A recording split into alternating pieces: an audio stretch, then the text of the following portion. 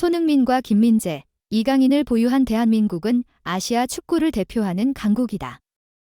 실질적으로 보면 일본이 아시아 축구를 주도하고 있다. 유럽 축구 통계 매체 트랜스퍼마크트는 지난 1일 현지 시간 아시아 선수들 중 포지션마다 가치가 높은 선수들로 라인업을 꾸렸다. 당연히 손흥민, 토트넘 호스퍼를 비롯해 김민재, 바이에른 뮌헨, 이강인, 파리 생제르맹이 있었다. 손흥민과 김민재는 어떤 아시아 선수들이 넘보지 못할 가치와 실력을 자랑하고 있다. 김민재는 그중 몸값이 제일 높았다. 6천만 유로 약 860억 원을 기록했다. 그는 이번 여름 뮌헨으로 이적하면서 아시아 선수 최고 이적료인 5천만 유로 약 716원 역사를 썼다. 당연히 손흥민, 토트넘 호스퍼를 비롯해 김민재, 바이에른 뮌헨, 이강인, 파리 생제르맹이 있었다. 손흥민과 김민재는 어떤 아시아 선수들이 넘보지 못할 가치와 실력을 자랑하고 있다. 김민재는 그중 몸값이 제일 높았다. 6천만 유로 약 860억 원을 기록했다. 그는 이번 여름 뮌헨으로 이적하면서 아시아 선수 최고 이적료인 5천만 유로 약 716원 역사를 썼다. 라인업 11명 중 한국 선수는 단 3명밖에 없었다. 일본 선수들이 무려 7명이나 차지했다. 일본 축구의 위력은 전 포지션마다 배치되어 있다. 스리톱에는 도안 리츠, 프라이부르크, 중원에는 미토마 카오루, 브라이튼 앤 호브 알비언, 카마다 다이치, 라치오, 쿠보 다케후사, 레알 소시에다드가 있다. 수비와 골키퍼도 일본 선수들이 차지했다. 이타쿠라고, 웨넨글라트바흐, 토미야스 타케히로, 아스널의 골키퍼는 슈미트 다니엘, 신트트라위던이 선택받았다.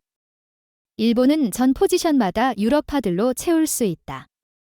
손흥민과 김민재, 이강인 같은 대형 스타는 없어도 팀적으로 보면 아시아 최강이라 해도 손색이 없다. 한편으로 한국 축구가 스타에게 의존하지 않고 수많은 선수들이 유럽에서 뛰어야 경쟁력을 더 높일 수 있다. 메흐디 타레미 FC 포르투는 이란에서 유일하게 이름을 올리며 자존심을 지켰다. 이 우승하는데 핵심 역할을 한 리베로 로타르 마테우스가 김민재를 비판하고 나섰다. 기량이 생각보다 좋지 않다는 뉘앙스라. 바이에른 뮌헨은 최근 자유계약 FA 신분인 수비수 제롬 보아탱의 복귀를 추진하고 있다. 이미 뮌헨 선수단과 함께 훈련 중이라는 보도도 나왔다. 보아탱은 1988년생으로 34살이지만 뮌헨을 이끄는 토마스 투헬 감독은 수비 라인이 생각보다 불안하자 당장 그를 데려와 겨울 이적 시장까지라도 쓸 생각인 것으로 보인다. 보아탱은 2011년부터 2021년까지 뮌헨에서 10년간 뛰었다. 이후 프랑스 올랭피크 리옹에서 2년을 보내고 지금은 소속팀이 없다. 그런 상황에서 마테우스가 보아탱의 영입 이유는 김민재가 부진하기 때문이라는 해석을 내놨다. 1일 독일 스카이 스포츠에 따르면 마테우스는 김민재는 아직 우리가 기대했던 것에 근접한 기량은 아니다며 바이에른 뮌헨의 불안 요소라고 직격탄을 날렸다. 이어 그는 분데스리가에 익숙해져야 한다. 김민재를 반대하지는 않지만 이탈리아에서 받은 업적을 고려하면 내가 그에게 거는 기대에 아직 부응하지 못하고 있다고도 했다. 김민재는 2022-23 시즌 이탈리아 세리에 A 나폴리에서 정규리그 35경기를 뛰며 나폴리가 1990년 이후 33년 만에 세리에 A 정상에 오는데 혁혁한 공을 세웠다. 35경기 전부 선발로 출전하며 부동의 센터백으로 나섰다. 우승컵은 물론 세리에 A 최우수 수비수, 베스트 10일까지 수상했다. 김민재가 맹활약하면서 뮌헨이 그에게 달려있는 바이아웃 700억 원을 나폴리에 지불하고 지난 여름 데려왔는데 아직 초반 기량 발휘가 미진하다는 게 김민재를 보는 마테우스의 시각이다.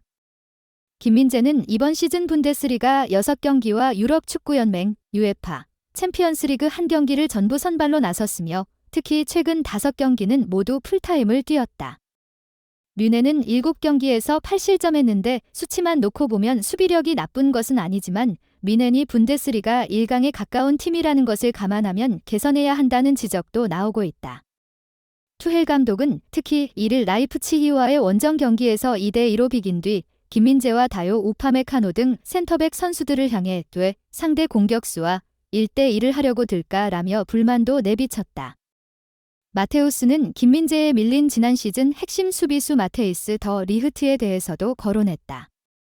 더 리흐트는 김민재와 센터백 듀오를 이룰 것으로 여겨졌으나 지금은 김민재, 우파메카노에 밀려 벤치 신세를 지고 있다.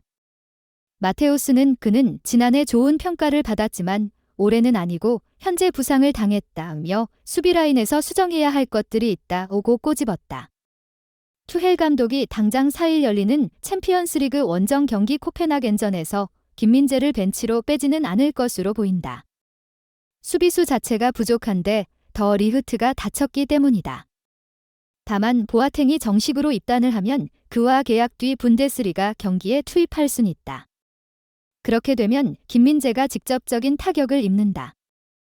최근 소속팀에서 쉴만한 컨디션에도 억지로 경기를 소화해온 손흥민과 김민재가 국가대표 친선 경기 명단에는 모두 포함됐다. 위르겐 클린스만 감독이 3개월 뒤 열리는 아시안컵에 대해 로드맵을 갖고 있는지 우려되는 선발이다. 대한축구협회는 10월 친선 경기 2연전에 나설 A대표팀 24명을 2일 발표했다. 대표팀은 9일 오후 2시 파주 국가대표 트레이닝센터 제네프C에 소집된다. 12일 오후 8시 서울 월드컵 경기장에서 튀니지, 17일 오후 8시 수원 월드컵 경기장에서 베트남과 경기한다. 클린스만 감독은 명단 발표 기자회견을 생략하고 소집 당일 미디어 간담회로 대체하겠다는 뜻을 밝힌 바 있는데 이에 따라 12일 선수 선발에 대한 질의를 받는다. 클린스만 감독의 선수 명단은 최정예다. 새로 선발된 선수가 단 한 명도 없다. 유럽파 및 중동파가 13명으로 과반수를 차지한다. 다른 선수들의 상태는 걱정할 게 없지만 문제는 손흥민과 김민재다.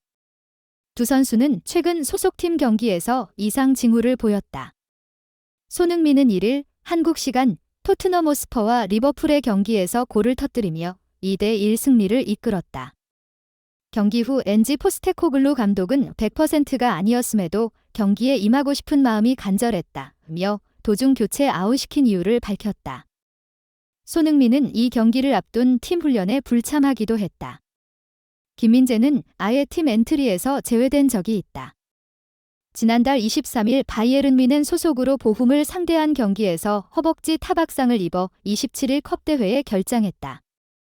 1일 바이에른 대 RB 라이프치히전은 풀타임을 소화했지만 교체할 선수가 아예 없는 팀 사정 때문에 어쩔 수 없는 출장이었다. 부상이 완치되지 않은 상태에서 격렬한 경기를 소화하고 있다. 김민재의 경우 새로 입은 허벅지 부상뿐 아니라 지난해부터 고질화 우려가 있는 종아리, 근육도 우려할 만하다. 바이에른은 유럽축구연맹 챔피언스리그 UCL에 참가하기 때문에 토트넘보다 경기가 작고 팀 내에 대체 자원이 없어 매 경기 풀타임을 소화해야 한다. 대표팀은 10월과 11월 두 차례 소집 후 1월 카타르에서 열리는 아시안컵에 나선다. 위르겐 클린스만 남자 축구대표팀 감독은 10월 소집 선수를 고르면서 새로운 얼굴을 선발하고 기존 자원들에게 휴식을 주는 대신 기존 선수만으로 꽉 채운 정예 멤버 평가전을 택했다. 아시안컵은 유럽파 선수들에게 시즌 도중 급하게 합류해야 해 체력 부담이 큰 대회다. 특히 김민재의 경우 지난해 열린 2022 카타르 월드컵에서도 소속팀에서 버거운 일정을 소화하다 대표팀에 오자마자 종아리 부상이 터져 본선에서 결장한 경험이 있다. 큰 대회를 앞두고 관리가 필요한 선수다. 일단 소집한 10월 일정에서 출장 시간을 조절해줄 수도 있고 이후 11월 소집에서 일부 선수의 몸 상태를 고려해 빼는 방법도 있다. 현재 클린스만 감독을 향한 우려는 평가전에 지나치게 주전 선수 기용을 고집하고 첫 승이 늦어지면서 결과에 신경 쓰는 양상이 있었다는 점이다. 지난 9월에 사우디아라비아를 꺾으며 첫 승은 달성한 만큼 좀 더 여유 있는 대표팀 운영이 필요하다. 다만 선수 선발 명단을 보면 여유를 찾기 힘들다는 게 문제다. 한국은 내년 1월 15일 아시안컵 첫 경기를 치른다. 약 100일 남았다.